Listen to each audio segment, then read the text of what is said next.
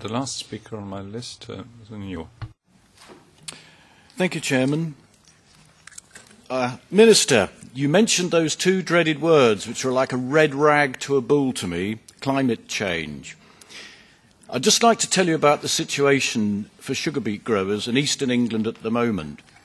The processor of all sugar beet in Britain is called British Sugar, and some years ago they were convinced by all this propaganda about global warming, and they made an executive decision to lengthen the length of the sugar beet campaign. The result of that has really hit everybody very hard. As I speak, there are thousands of acres of sugar beet now in eastern England that are not fit to process because of severe cold weather.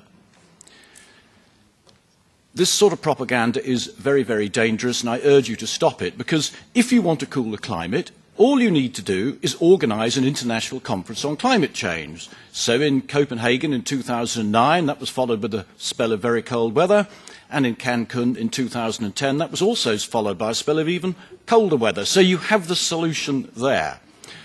Maybe we could miss out on a conference next year so we can all have a nice mild winter and enjoy the benefits. We do not need to regulate farmers on this issue at all. Thank you.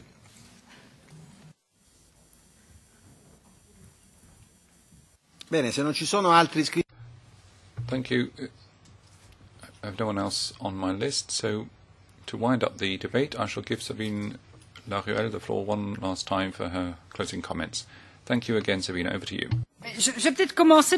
I'll perhaps begin with that final comment. If we're talking about propaganda on climate change, well, of course, everyone can have their opinion or their ideas, but I don't think we're talking about propaganda if we say that agriculture is first and foremost a victim of climate change. It's also in part responsible for climate change, and at the same time it's a fundamental part of a solution to climate change. Now, we won't be able to agree on this today, that's not that serious, but be reassured I won't have a conference on climate change because it's not my area of expertise. And so on that point I do listen to what experts have to say, particularly eminent Belgian scientists, the Vice President of GIEC in particular, but of course everyone doesn't have to share the predominant scientific opinions on the matter. Now, to come to the other three comments that were made.